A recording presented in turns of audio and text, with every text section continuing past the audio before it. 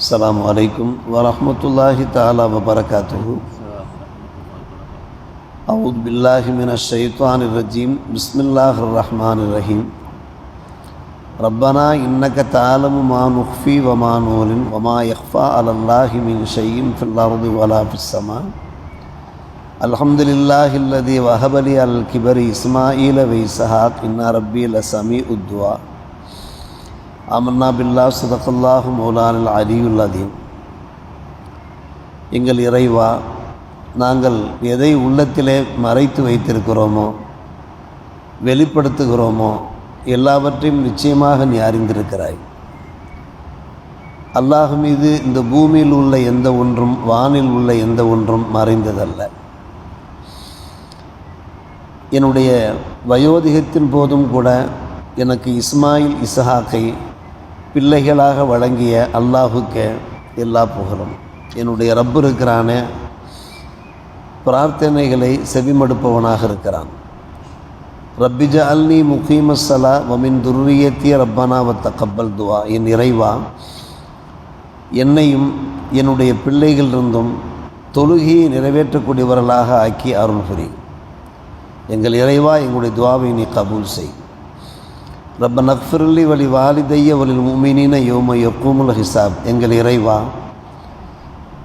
எனக்கும் பாவத்தை மன்னித்து விடு, என்னுடைய பெற்றோருக்கும்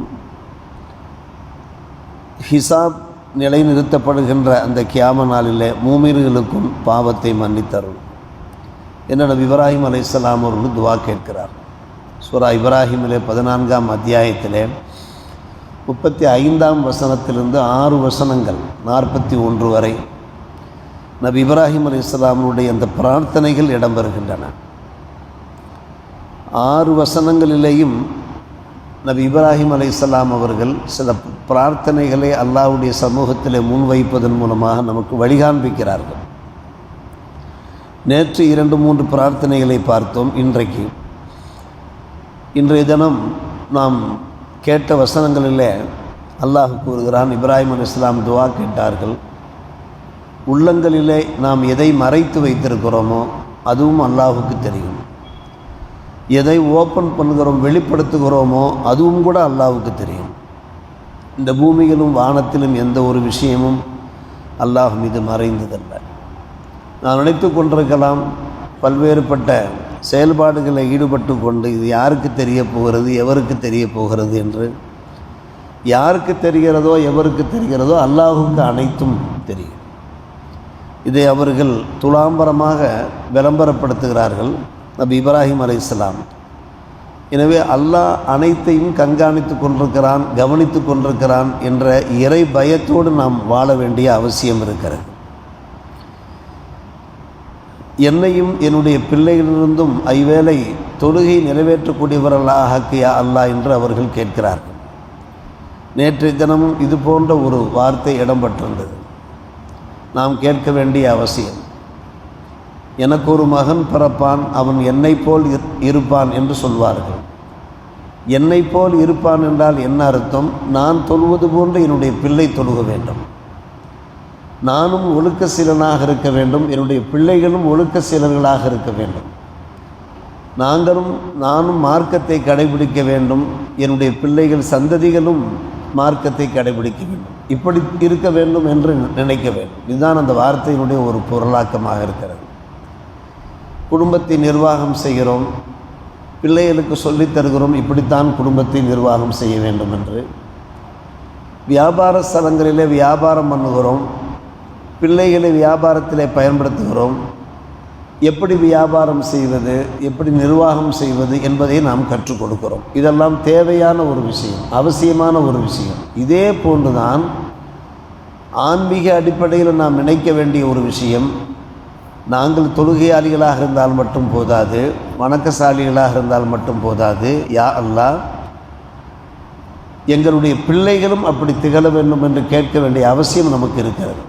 கேட்டால் நிச்சயமாக அல்லாஹ் தருவான். ரப்பனா வ தகப்பல் துஆ என்ற வார்த்தையை இப்ராஹிம் அலைஹிஸ்ஸலாம் பயன்படுத்துகிறார்கள். என்னுடைய ரப்பே, என்னுடைய துஆவை நீ ஏற்றுக்கொள், நீ அனைத்தையும் செவிமடுப்பவனாக இருக்கிறாய், நன்கு அறிந்தவனாக இருக்கிறாய் என்று.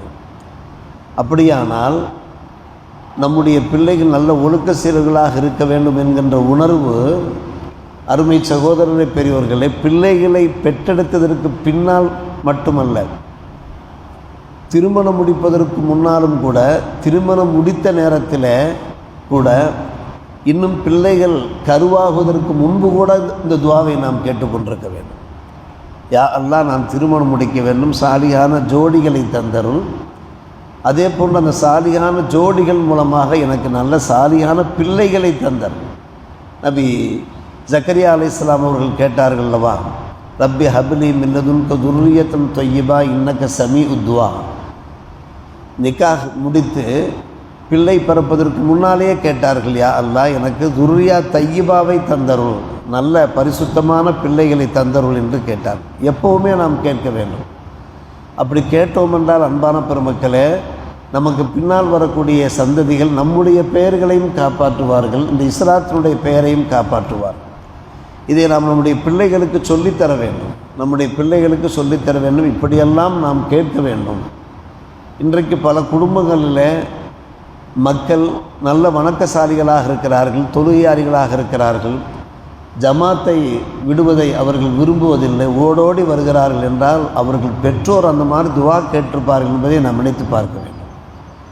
நம்முடைய மூதாதையர் நாம் நன்றாக வளமோடு வணக்கத்தோடு வாழ வேண்டும் என்று அவர்கள் துவா கேட்டிருப்பார்கள். அந்த துவாவுடைய பலன் தான். இதற்கு முன்மாதிரியாக திகழ்கிறார்கள் நபி இப்ராஹிம் அலைஹிஸ்ஸலாம். அவர்கள் கேட்டார்கள், என்னுடைய சந்ததிகள் தொழுகை நிறைவேற்றக்கூடியவர்களாக இருக்க வேண்டும், வணக்கசாலிகளாக இருக்க வேண்டும். நேற்று நாம் சொன்னோம், நபி இஸ்ஹாக், நபி இஸ்மாயில் அலைஹிஸ்ஸலாம் அவர்களை அல்லாஹ் அப்படி ஆக்கினான், பரிசாக தந்தான். பரிசாக தந்ததற்காக வேண்டி அவர்கள் நன்றி செலுத்துகிறார்கள் அல்லாஹு. என்னுடைய இந்த வயோதிக காலத்திலேயும் கூட நபி இப்ராஹிம் அலைஹிஸ்ஸலாம் அவர்கள் கிட்டத்தட்ட இளமை பருவத்தை கடந்து முதுமை பருவத்தில் இருந்து கொண்டிருக்கிற சந்தர்ப்பத்தில் அவருடைய துவாக்கள் ஏற்கப்பட்டு தான் இந்த ரெண்டு பிள்ளைகளும் பிறக்கிறார்கள். நபி இஸ்மாயில், நபி இசாக் அலைஹிஸ்ஸலாம் பிறக்கிறார்கள். அன்பான பெருமக்களே, உனக்கே எல்லா புகழும் என்று சொல்லுகிறார்கள். நேற்று நாம் சொன்னோம் அல்லவா, இந்த இருவர் மூலமாகவும் இறை தூதர்கள் வெளிப்பட்டார்கள் என்று.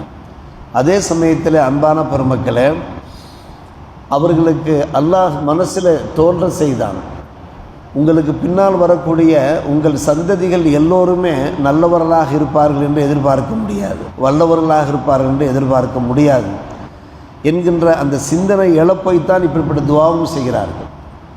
அதன் அடிப்படையில் எல்லோருமே நல்லவர்களாக இருக்கவில்லை. முஸ்லிம்களாக இல்லாதவர் நிறைய பேர் இருந்தார்கள். இப்ராஹிம் அலைஹிஸ்ஸலாமுடைய சந்ததிகளை முஸ்லிம்களாக இருந்தவர்களே தொழுகையை நிறைவேற்றாதவர்களும் இருந்தார்கள். அதெல்லாம் குறைஷி குலத்தை சார்ந்தவர்கள். அன்பான பெருமக்களே, அப்படியானால் அவருடைய துவாக்கள் ஏற்கப்பட்டன. இப்ராஹிம், இஸ்மாயில், இசாக் அலைஹிஸ்ஸலாம் மூலமாக சில விஷயங்கள் பெண்டிங் ஆகிவிட்டன. நாம் கேட்க வேண்டிய கடமை நமக்கு இருக்கிறது. நாம் கேட்டோம் என்றால் அல்லாஹ் நமக்கு தர போதுமானவனாக இருக்கிறான். இஸ்மாயில், இசாக் அலைஹிஸ்ஸலாம் மூலமாக அல்லாஹ் அந்த துவாவை ஏற்றான் அல்லவா. சரி, அவர்கள் என்ன செய்கிறார்கள்? தனக்காக, தன்னுடைய பெற்றோருக்காக, மூமின்களுக்காக பாவ மன்னிப்பு கேட்கிறார்கள் அல்லாஹ்விடத்தில். ஆனால் அவருடைய துவா ஒரு விஷயம் ஏற்கப்படவில்லை. அது என்ன விஷயம்? அவருடைய பெற்றோர் இஸ்லாத்திற்கு வரவில்லை. அவருடைய பெற்றோர், இப்ராஹிம் அலைஹிஸ்ஸலாமுடைய பெற்றோர் இருக்கிறார்களே, அவர்கள் விக்கிரக ஆராதனையிலேயே பிடிப்பாக இருந்தார். குர்ஆனிலே பல இடங்களில் எப்படியாவது அவர்கள் முஸ்லிம்களாக ஆகிவிட வேண்டும், அவருடைய பாவங்கள் மன்னிக்கப்பட வேண்டும், முஸ்லிம்களாக இருந்தால்தானே பாவங்கள் மன்னிக்கப்படும் என்று அவர்கள் ஆசைப்பட்டார்கள். அந்த ஆசைப்படுவது என்பது தவறல்லவே. இன்றைக்கு சில குடும்பங்களில் சில பேர் முஸ்லிம்களாக வருகிறார்கள். அவர்கள் பெரிய அளவுக்கு பிரயத்தனம் பண்ணுகிறார்கள், தம்முடைய பெற்றோரை நல்வழிப்படுத்த வேண்டும் என்று. இஸ்லாத்தின் போதனைகளை, இஸ்லாத்தினுடைய பண்புகளை எடுத்தோதுகிறார்கள்.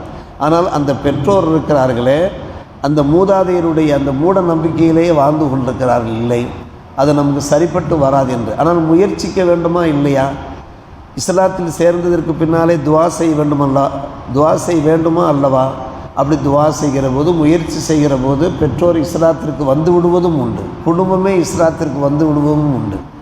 ஆனால் அதே சமயத்தில் இந்த விக்கிரக ஆராதனையிலே நல்ல ஊறி போனவர்கள், திளைத்தவர்கள், அல்லது அதை விட்டுவிட்டால் நமக்கு பதவி போய்விடும், பட்டம் போய்விடும், அவ்வப்போது தீர்ப்புகள் எல்லாம் வருகிறதல்லவா, மதுரை கோர்ட்டுகளில் சில தீர்ப்புகள் வந்திருக்கிறதல்லவா, அதுபோன்று சில இழப்புகளை நாம் சந்திக்க நேரிடுமோ என்று நினைக்கக்கூடியவர் இஸ்லாத்திற்கு வராதிருக்கிறார். இஸ்லாத்தை பற்றி நன்கு தெரிந்திருக்கிறார்கள்.